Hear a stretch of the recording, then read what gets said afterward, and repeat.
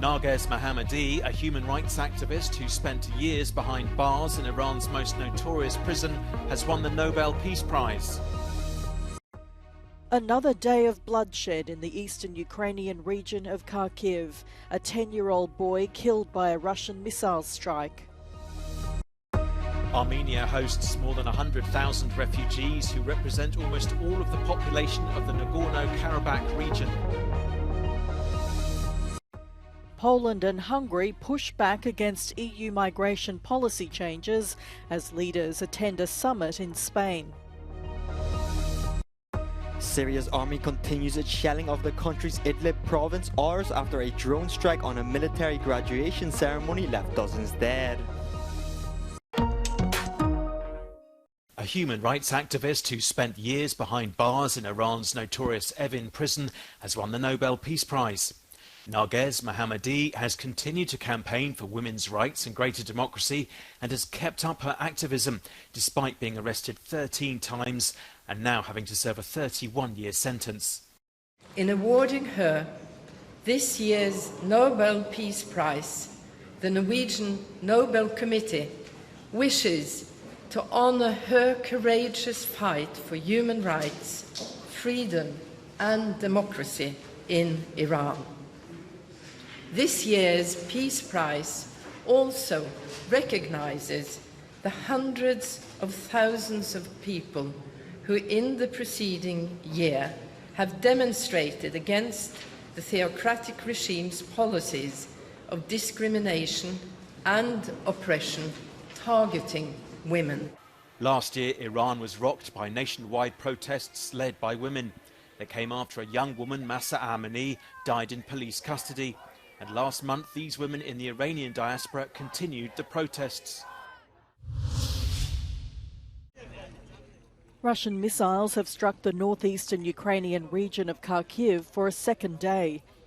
On Friday, a 10-year-old boy and his grandmother were killed in the city of Kharkiv near the Russian border. Local officials say at least 26 people were injured. The strike damaged roads and cars and scattered debris. It comes one day after at least 51 people were killed in an attack on a village in the same region. They were attending a wake when it happened. Many of the bodies are yet to be identified.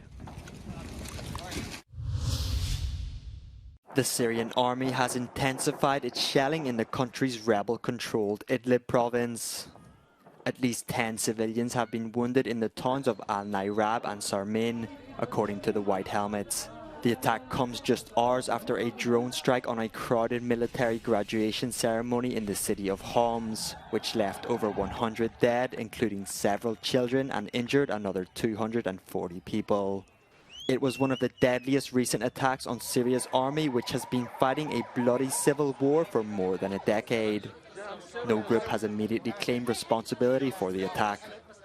Since Syria's civil war began in 2011, it has killed at least 500,000 people, wounded hundreds of thousands, and destroyed many parts of the country. In the town of Massis in Armenia, around 10,000 ethnic Armenian refugees from Nagorno-Karabakh are being processed. They need to register so they can get monthly assistance payments from the Armenian government. But it's a massive task for the officials of a small town that itself only has a population of around 20,000. Nearby, locals have donated clothing and other items, and food is also being handed out. The refugees welcome the assistance, but they're still traumatized. Помогают, питание принесут. Все. Но все равно болит. Наше кладбище все оставили там. В жизни никогда этого не будет. Никогда. Вы смотрите по телефону, сейчас они там что делают, азербайджанцы?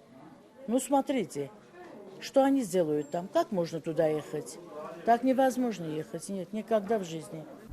Journalists are mostly prevented from entering Nagorno-Karabakh by the Azerbaijani authorities. But an Agence France press crew were allowed to film in Shusha, a city that Azerbaijan recaptured from Armenian fighters in a previous round of fighting in 2020. The city is now being reconstructed. European Union leaders are meeting in the Spanish city of Granada, where the migrant crisis is top of the agenda. Hungary and Poland oppose a deal agreed by the bloc to make changes to handle irregular immigration during times of high arrivals. It hopes to make them law before the next round of EU elections. There is no agreement on immigration because previously we decided that migration will be regulated on a unilaterally agreement basis, which was changed last meeting. Poland and Hungary was not satisfied with the proposal, but they pushed us through, pushed through the proposal. So Hungary and Poland was totally left out of that. So after this, there is no any chance to have any kind of compromise and agreement on migration. Politically, it's impossible. Not today, generally speaking. Poland's government describes the deal as a diktat from Brussels and Berlin. The Prime Minister has rejected the bloc's plans to penalise countries like Poland for refusing entry to illegal immigrants. It comes as Italy records a spike in migrant arrivals. Poland has temporarily reintroduced controls on its border with Slovakia, hoping to prevent migrants using the so-called Balkan route from entering the country. In the border area known as the Silesian section, the number of arrests is growing rapidly. We wrześniu było zatrzymanych już prawie 400 osób, na tą chwilę jest ich zatrzymanych prawie 800. Te osoby są przekazywane w ramach tzw. readmisji stronie słowackiej. Funkcjonariusze Śląskiego Oddziału Straży Granicznej ponadto zatrzymali 40 przemytników. Dzisiaj w nocy miał miejsce pościg, samochód został zatrzymany, a w pojeździe znajdowało się 9 migrantów. Te osoby posiadały przy sobie dokumenty wystawione przez stronę słowacką, z których wynika, że prawdopodobnie są to obywatele Syrii. Kierowca był to Marokańczyk, który posiadał prawo legalnego pobytu w Niemczech. Migration experts and humanitarian workers say there are major problems with how the situation is being handled regarding both human rights and the effectiveness of actions undertaken over the years. O migrantach mówi się w kontekście co najwyżej i najlepiej w kontekście siły roboczej. Nikt nie traktuje ich podmiotowo, nikt nie patrzy na prawa człowieka, nie próbuje się rozbijać tych siatek przemytników. Ostatnia afera wizowa pokazuje, że rządy są raczej gotowe współpracować z przemytnikami po to, żeby jakieś osobiste korzyści z tego mieć. The Czech Republic and Austria have also reintroduced border controls, while Germany is increasing patrols along its border with Poland. There is a political demand, not just in Poland. It's a coordinated effort that is altogether happening, of course, in the midst of political campaign, electoral campaign in Poland, but it's a part of a process in which the countries try to cope with control over external borders of the EU.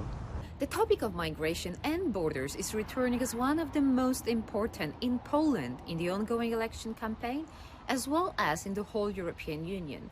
Today, of all Polish borders, only maritime one is not additionally controlled. Magdalena Hodowniej for Euronews from Zwardoń.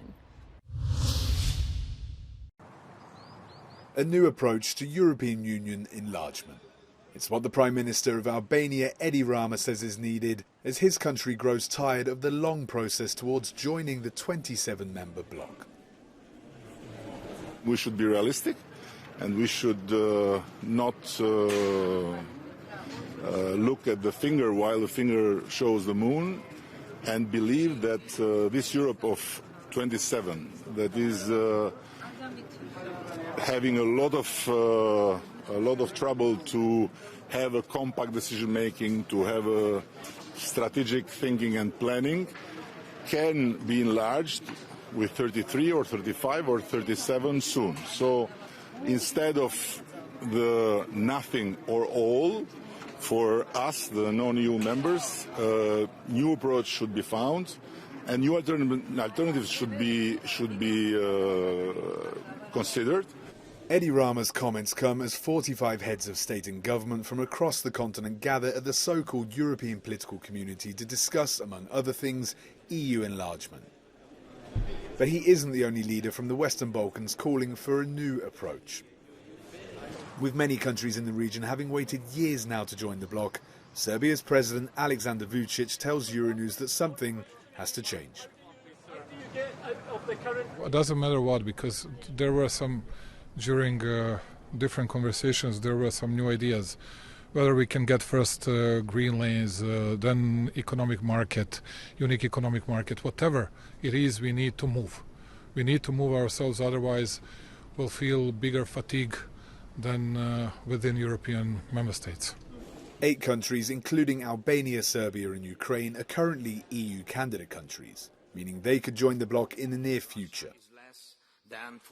But with no clear timeline set and divisions within the EU stark, a new approach to European Union membership could very well appear.